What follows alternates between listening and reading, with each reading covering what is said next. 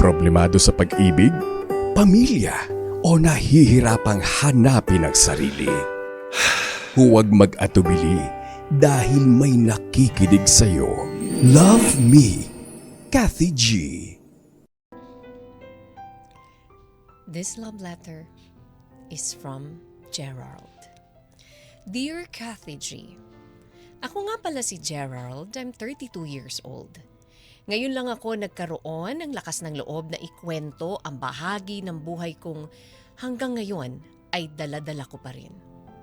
Isang kwentong puno ng pagkakamali at pagsisisi. Bago ko simulan ng lahat, sana wag niyo muna akong husgahan. Aminado akong nagkamali ako.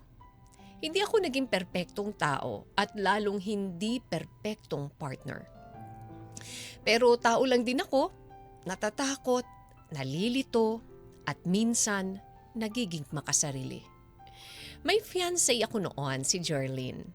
10 taon kaming magkasama, Kathy. 10 taon ng pagmamahalan, pagsasama at pagbuo ng mga pangarap. Sa tagal naming yun, masasabi kong minahal ko siya. Ginawa ko naman ang kaya kong gawin bilang partner, pero habang tumatagal, may parte sa akin na unti-unting nawawala. Madalas niya akong tanungin tungkol sa kasal. Kailan daw ba? May plano daw ba ako? Sa totoo lang, Kathy, sa bawat tanong niya, mas lalo akong naiipit at napipressure. Hindi ako handa. At mas masakit aminin kahit gaano katagal ang relasyon namin, hindi ko nakitang si Jerlyn bilang babaeng gusto kong makasama habang buhay. Masakit man sabihin, pero yon ang totoo. Hindi ko alam kung mali ba akong taong dahil doon or hindi ko alam kung mali ba dahil doon ang aking nararamdaman. Or normal lang bang may relasyon na kahit mahal mo ang tao, hindi mo pa rin makita ang future na kasama siya.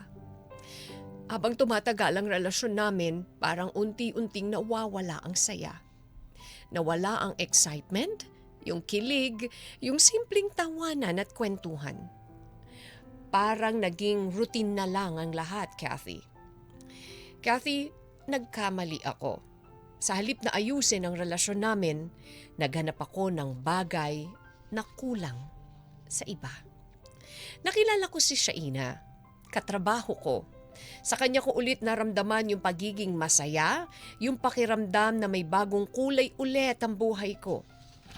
Kathy, nagkaroon kami ng relasyon ng 5 buwan habang kami pa ni Jerlyn.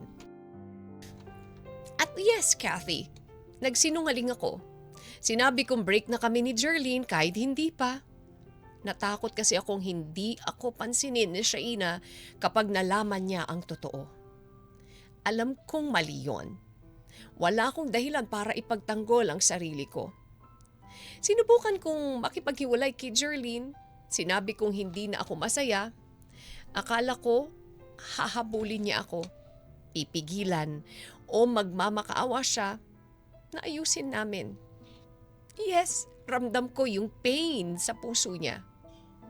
Pero nagulat lang ako na okay lang daw ang sagot. Hindi siya nagalit, hindi siya sumigaw at hindi rin umiyak sa harap ko. Pero deep inside nararamdaman ko, Kathy, ang iyak at sakit niya. Ang sabi niya, matagal na raw niyang nararamdaman na wala talaga akong balak pakasalan siya. 10 taon daw siyang umasa na balang araw pipiliin ko rin siya ng buong buo, pero habang tumatagal, unti-unti na rin niyang tinanggap na baka hindi na mangyari yun. Masakit dahil may mga oras na umiiyak siyang mag-isa. Iniisip kung anong nangyari sa aming relasyon. Tinanong niya ako kung may iba na daw ba ako, Kathy. At sa pagkakataong yon, hindi na ako nagsinungaling. Inamin ko ang lahat para hindi na siya umasa pa. Mas pinili ko si Shaina dahil sa kanya ko nakita ang future ko, hindi ko nakita kay Jerlyn. Pero Kathy, mali ba akong piliin kung saan ako masaya? O naging makasarili lang ba talaga ako? Mali bang umalis sa relasyong matagal na pero hindi ako sigurado? O mas mali ang manatili kahit alam mong hindi mo kayang ibigay ang buong pagmamahal na deserve ng isang tao? Ngayon 3 taon na ang nakalipas at malapit na kaming ikasal ni Shaina. Masaya naman ako, pero minsan bigla ko pa rin naiisip si Charlene, Kathy. Kamusta na kaya siya? Masaya na kaya siya? May nagmamahal na kaya sa kanya ng tama? Mahirap palang kalimutan ang taong una mong minahal. Sabi nga, first love. Kapag sumasagi sa isip ko yon, Kathy, may kurot pa rin sa puso ko. Hindi dahil gusto ko siyang balikan, kundi dahil alam ko may taong minahal ako ng totoo pero hindi ko kayang suklian sa paraang gusto niya. Hanggang ngayon, dala ko pa rin ang guilt sa pananakit na nagawa ko sa kanya. Dahil kahit pinili ko ang taong gusto ko, may parte sa akin na alam kong may pusong nasaktan dahil sa desisyon ko.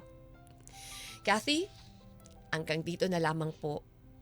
Salamat sa pagbasa ng aking liham at maluwag ko pong tatanggapin anuman ang inyong maging payo. Pati na rin po ang inyong mga tagapakinig. And Kathy, please play the song First Love Never Dies for Charlene. Nagmamahal, Gerald. Love Me, Kathy G.